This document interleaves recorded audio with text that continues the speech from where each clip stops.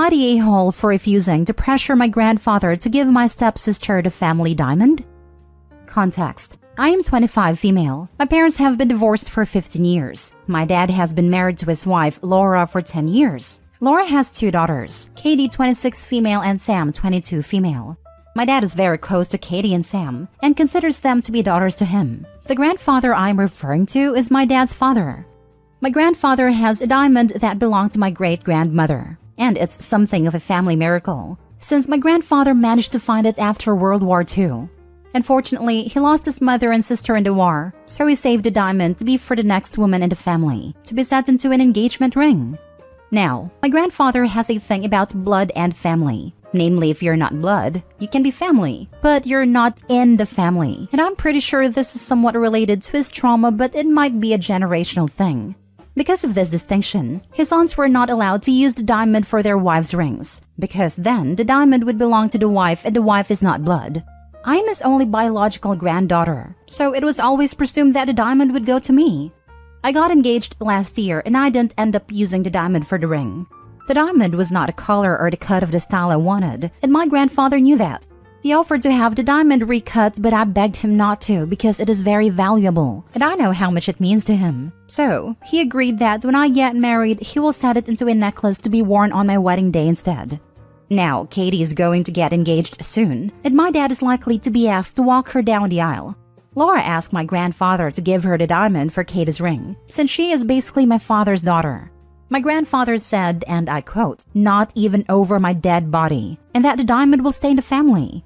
That said, Laura, my dad, and Katie are now extremely upset.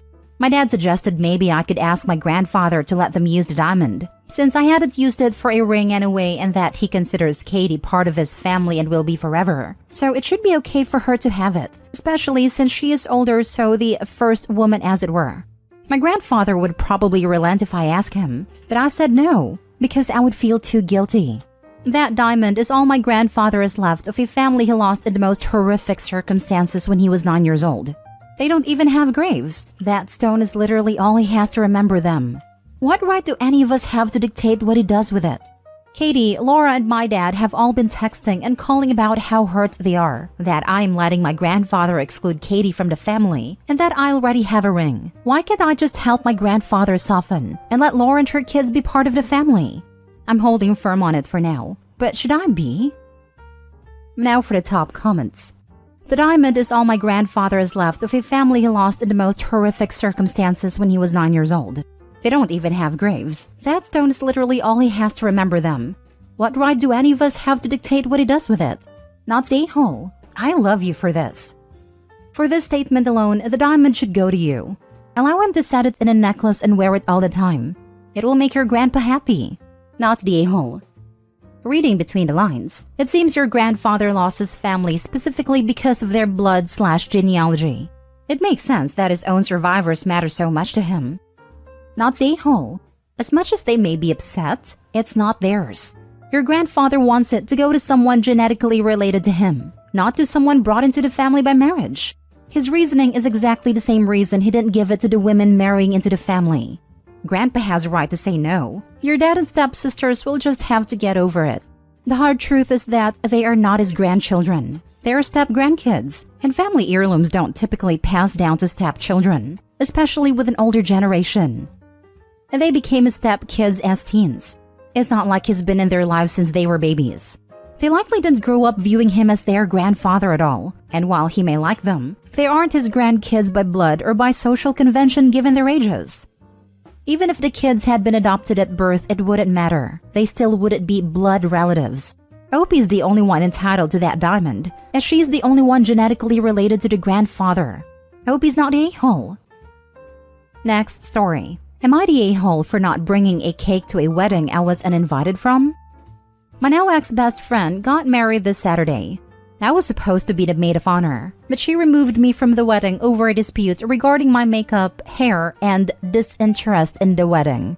She uninvited me from the wedding after I told friends my side of the story. I was responsible for the cake at the wedding but canceled the order because I was uninvited and wanted to be reimbursed for all of my investments in this wedding. I told the bride I wasn't going to bring the cake over for them, The new maid of honor went to pick up the cake and learned that I had canceled the order. They were able to get another cake, but it apparently wasn't as nice. The bride, groom, and my sister who attended told me it was unfair to cancel the cake. My sister thinks I should have let them enjoy their special day, and then later discussed getting my money back. The bride refers to the cake as a gift and claims that a gift cannot be returned. The groom just agrees with literally anything his precious wife says. More info, please. What was the dispute? Why did she accuse you of being disinterested in the wedding? What actually happened here? I work at a job where I'm expected to drop everything and come in at work. She was upset because I was leaving during wedding planning meetings, and I also requested to style my hair differently and she got upset. You don't disinvite someone from a wedding and still expect a gift. Not the whole. I guess you could say the bride wanted to have her cake and eat it too.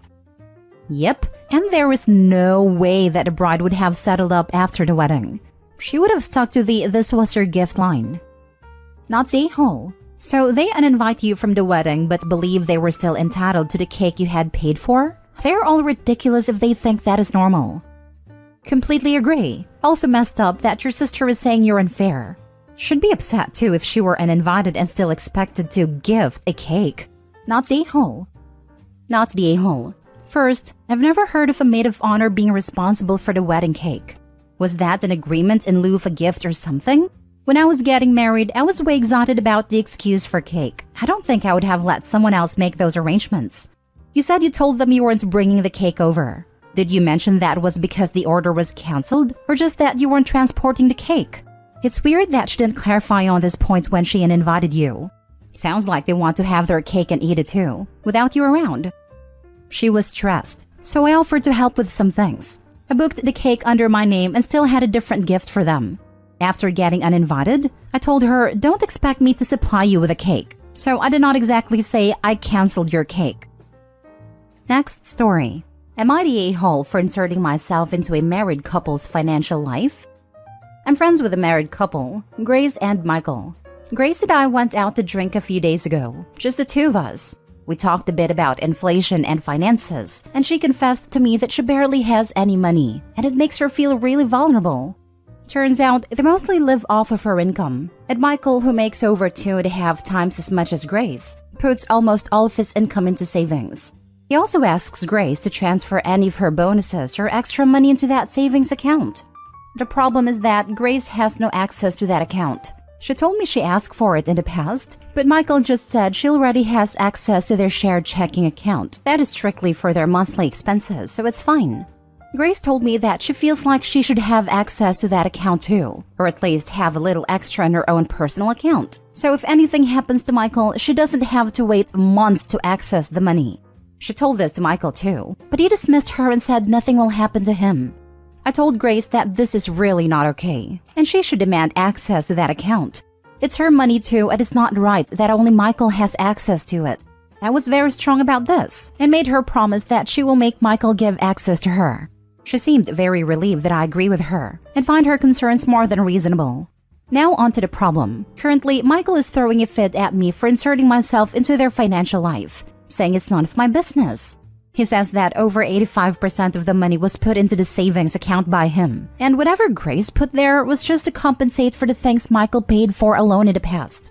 Yes, he is right that is none of my business, but my close friend came to me saying she feels vulnerable because at 30 years old, she only has about 500 euros in her name, despite having a well-paying job. Of course, I will tell her this isn't right and encourage her to stand up for herself. But since I'm friends with Michael too, I don't know. Am I the a-hole? Now for the top comments. Not the a-hole. You are warning a friend that it sounds like she's a victim of financial abuse.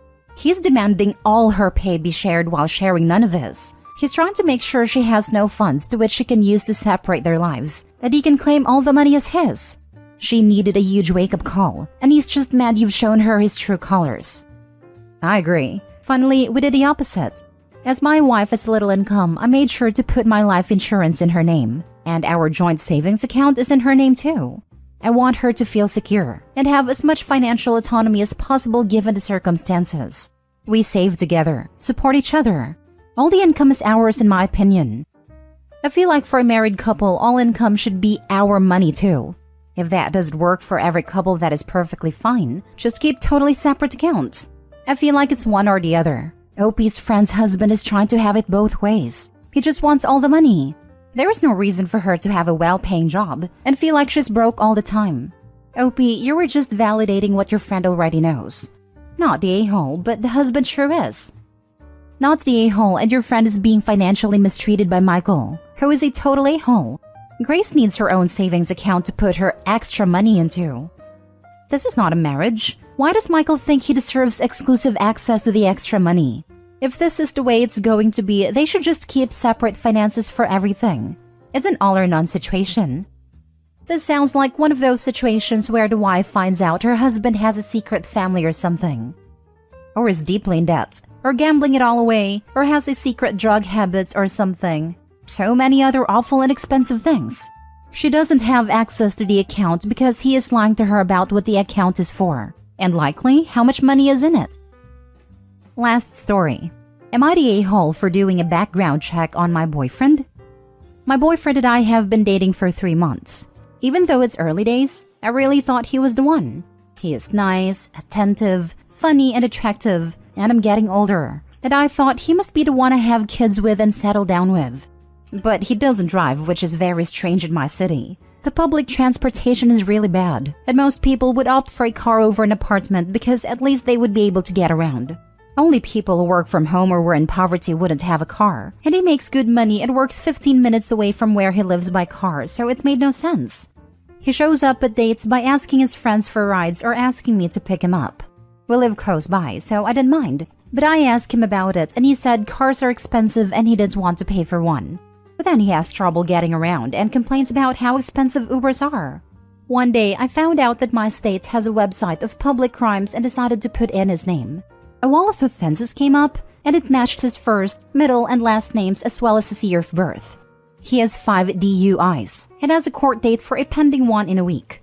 The DUIs range in date from 10 years ago to one he got 6 months ago. That's the one he is set to go to court for. Because his name isn't super uncommon, I decided to see if he takes the day off work because it's in the morning. He does take that day off and says he has a doctor's appointment. I confronted him when I came over that evening and he got angry at me for not trusting him and infiltrating his personal life like this. I'm angry he lied to me, and he says he doesn't have to tell me everything and that he's changed. I told him his last DUI was 6 months ago, so how has he changed? He got mad and said the cops were pinning things on him, and he just had alcohol with him and he didn't actually drink. I could believe that for 1 DUI, but he has 5. So I asked him to show me proof and he said he doesn't have to, and if I was a good girlfriend, I would just trust him. I don't because he lied to me already, but am I the a-hole for doing a background check on him why he didn't drive? Not the a-hole. Committing crimes that put other people's lives at risk isn't your personal life. Just dump him now. Dude can't even take responsibility for something he's been arrested for 5 times. Plus, if you've been arrested 5 times, guaranteed he's driven drunk multiple times where he didn't get caught. As someone who works in the justice system, I can say this is totally true. I see this all the time. I once had someone driving under influence to court. Although I live in another country, the people who do this are the same. Not the a-hole. Multiple DUIs can indicate a lot of things. And besides that, I honestly think more people should do a background check on their significant others. It could have been a lot worse than a DUI with no casualties. He wasn't honest about it and got angry when you found out. Might want to reevaluate if this is the guy for you. Might want to reevaluate. Red flags OP. These are your red flags telling you to run.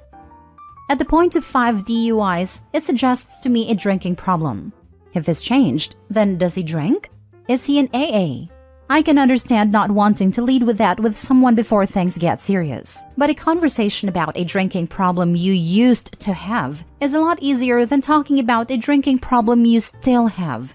Not the a-hole. She just looked up public records because she was curious about him dodging a question. Even if he had just said it was because of some personal issues he is addressing and wasn't ready to talk about it quite yet, OP probably wouldn't have pride. He dodged the question, and it's reasonable to look at public records to figure out why. Not the a-hole. You didn't run a background check. You checked public records. Run the heck away. Text him you're dumping him right now. He's an alcoholic liar with continual criminal thinking. Exactly. Him basically saying to you that you're not allowed to question him about what he does with his life. It's him saying that your relationship would be that you're not allowed to ask him questions if he had already decided to lie to you about what he was doing. He is someone who continuously drove drunk and has only stopped right now seemingly because he would go to prison. As soon as prison is off the table, he will likely be out driving drunk again.